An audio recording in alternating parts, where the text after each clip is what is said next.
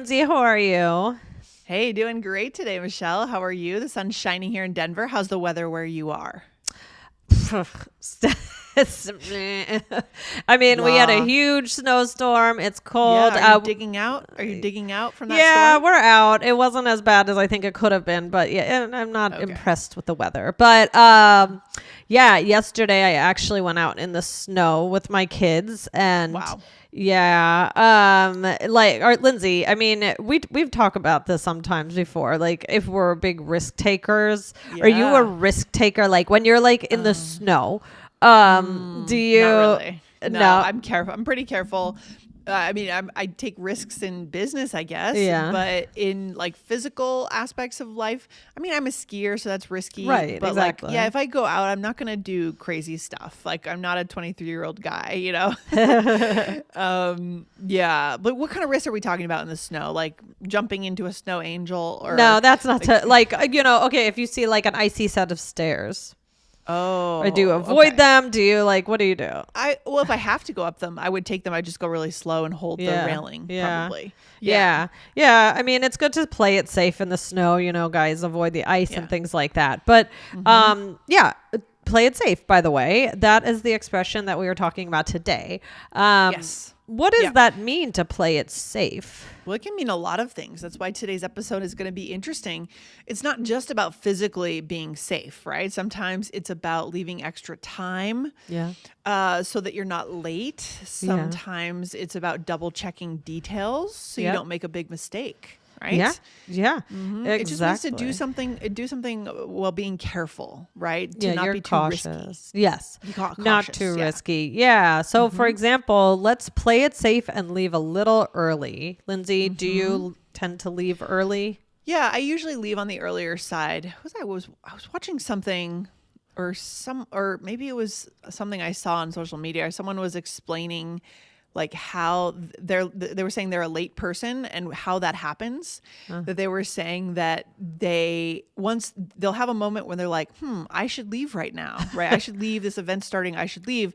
But they feel this sense of greed for their time. And like maybe they're reading a book and they want to finish that chapter. So they'll override the intuition and they'll say, oh, no, I just want to finish this chapter. I deserve this. Like I deserve my time. Yeah. And so they end up leaving late and being late. Yeah. And so, because I always wondered, like, late people, how does it happen? You know what I mean? Like, how does it actually happen? I have friends who are late people, and it can be frustrating in American culture. Yeah. Yeah. So, well, I think I've talked about, my dad is very much early, and then I think early person. Yes, and my brother is the total opposite. I mean, well, he does not play it safe with the time. Like, even apparently they were visiting my my parents in Florida, and my dad was going to drive them to the airport to leave, and my dad said it was the time that they said they wanted to leave, and like my brother was like just going to take a shower, and like, oh my gosh, that's a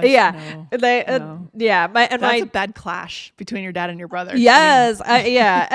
And then also once when my brother was he had like an internship I think near where my dad worked, and so my dad would take him every day, and so that was and so this is when I was growing up, and then one time my dad was just about to leave, and then my brother was like, I'm coming, and he like wasn't wearing a shirt, like running in the driveway like with a shirt over his shoulder, like some people are that way. It's really interesting, but I always try to figure out like what is the justification in their head, because they must know when they should leave, right?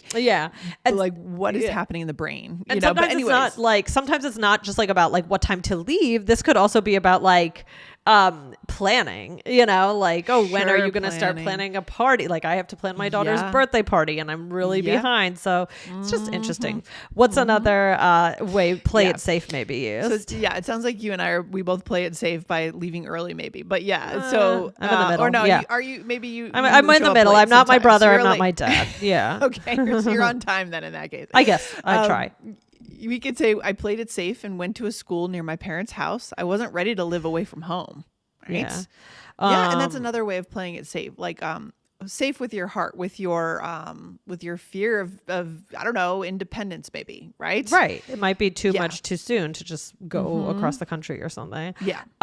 Or I tend to play it safe with my food choices. I grew up as a picky eater. Do you have any friends or family members who are really picky eaters? Not too much. Maybe my niece is, but she's been taught to be picky, right? I mean, that's tricky. That's a whole other topic. Yeah, it really is. But yeah, I think kids can be picky if they're allowed to be, right? I don't know. It's really hard. It's hard. Yes, you go in with all these good intentions, and that it's really hard. But I remember a friend of mine in college. She was so picky. I mean, even because we think of kids as being picky, but it can follow you into adulthood. And I remember that she really played it safe. Like she didn't like. I mean, she would just like plain sandwiches, like no condiments and no lettuce. Things like that. Interesting. So interesting. Yeah. And then the last example, I wish she wouldn't always play it so safe. I think she could really succeed if she got out of her comfort zone.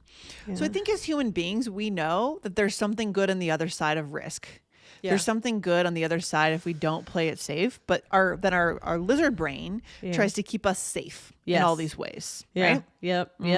Exactly. So guys, make sure you hit follow wherever you're listening to the All Ears English podcast so that you never miss anything. Yes. But are there parts of your life, Lindsay, where you talked about like physical versus in business, but is there anything else in your life where you feel like you play it safe or you don't play it safe? Geez, that's a good question, Michelle. I'm not really sure how to answer it, but I mean, well, maybe, I've gotten a little, like when I was younger, maybe I was better at, reaching out and, asking like a potential friend, asking for their number. Hey, let's hang out sometime, right? A little more fast and loose with that. Maybe I've gotten a bit more of a fear of rejection as I've gotten older. That's interesting. You would think it'd be the other way around. Yeah, maybe. I don't know. What about you, Michelle? What do you think? Have you gotten...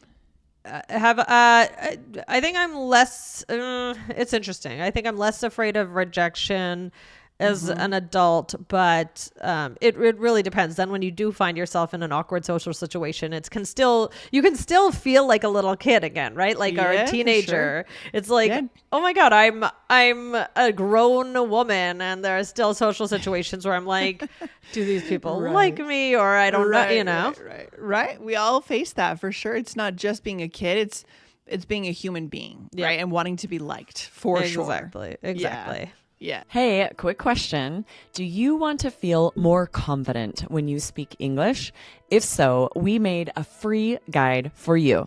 It'll help you avoid those common mistakes and start speaking more naturally in real conversations.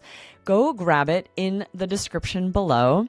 And if this is helpful for you, make sure that you like and subscribe. We're here 5 times a week to help you connect in English. Okay, so there are other things we might say. We might say be on the safe side, right? Like just to be on the safe side, you should make an appointment rather than go as a walk-in. Yes.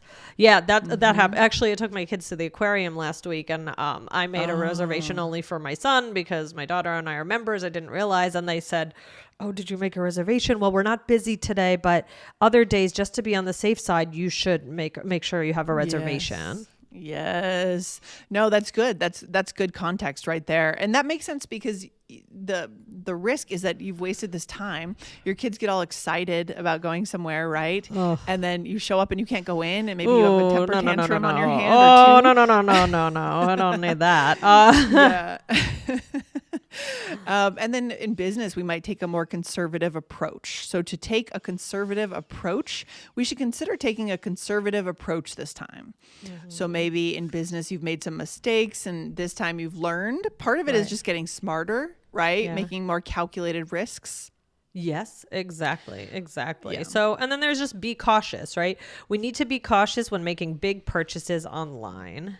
Yes, for sure. So there's so many, what I like about this phrase and this idea is that there's so many places in life it applies to. Yeah. Right? Yeah, exactly. And you might play it safe in one area of your life and the other, and in others, you're totally different. So it's interesting. Isn't that weird? Yeah. Isn't that weird how like in certain aspects of life, we're really careful and others we're not at all. It's strange. Yeah. Yeah. It definitely is. I feel like I want to think about my own life more and think about where I play it safe and where I don't. Yeah. Kind of an interesting exercise. Yeah. And that's what our listeners can do after they listen today. Think about your life and your risk tolerance, right? What is your, has that gotten like bigger? Like, have you increased your risk tolerance or have you decreased it? You know, have you become more cautious as you've gotten older? Interesting question. Very interesting. All right, let's do a role play. So here we are, friends talking about going to dinner. Okay. So should we make a reservation? Probably. It's a popular place, so we should play it safe. Okay. And just to be on the safe side, do you think 6 or 6:30 is better? I'd say 6:30. Better to take a conservative approach. Okay. Let's be cautious. So for some reason, doing the 6:30 feels safer, is more conservative. It could be maybe that we have a friend joining us. It could be traffic that we're anticipating. So it could be lots of things. Right. That context isn't here, but you can imagine it being there. Right. So, all right, let's go back through this. You said, should we make a reservation? And I said, probably. It's a popular place, so we should play it safe. And I said, okay. And just to be on the safe side, do you think 6 or 6:30 is better? And I said, I'd say 6:30. Better to take a conservative approach. And I said, oh yes, let's be cautious. Nice. Yes. All right. Good stuff today. Guys, go and check out episode 2623. Whatever happens, you should be using this vocabulary. All right. Good one. Yes. Another good one. All right, guys. Takeaway for today is, we've talked about it a lot. This is just such an interesting kind of mental exercise, a getting to know yourself exercise about how you can play it safe in one aspect of your life and less so in another. And guaranteed. And the interesting part is guaranteed each of our listeners are going to realize that there's some aspects you've probably increased your risk tolerance and some you may have decreased it. And think about why. Like, what experiences have led to that? Really interesting. Yeah, definitely. All right. Well, I'm glad we talked about this today, Lindsay. And I guess I will talk to you next time. All right. Take care, Michelle. All right. Bye.